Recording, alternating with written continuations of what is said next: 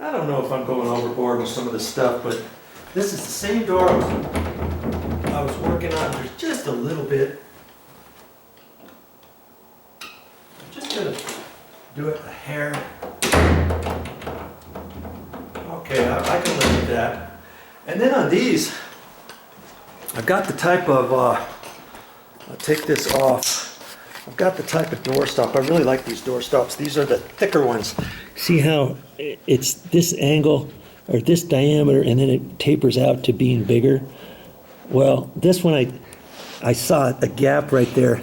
And on these, I know I didn't just install this or anything. This is the first time I've touched this, but this door stop is probably 17 years old. But I know if I just tighten it up, it'll go tight, see?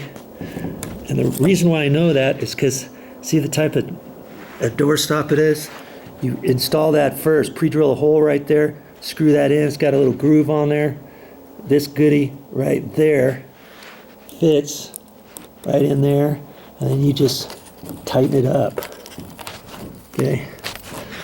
So, as I go to each one of these doors, I'm just kind of tuning them up per se on the ones that aren't really sagging. I'm just kind of looking at them. There's another thing that I'm going to do too, or I'm going to show you that on a separate video at another time. So you're going to have to be watching about that. You're like, what's he going to do with it? Show us other things on that door? I don't know, but you know, I'll show you when the time's right. Just going to have to keep watching my videos. Okay, so I've worked on this door here already. I just checked this door here, this bedroom here. I checked that door, and I also checked this closet door. Okay, so I still got some more doors to go, and I know this particular door coming up, I've got to do some work on this door, and I'll explain that to you in a minute. Then I got a double door that I'm going to look at that. I think I have to do some actual work on that. There's some more doors. So, you know, one step at a time.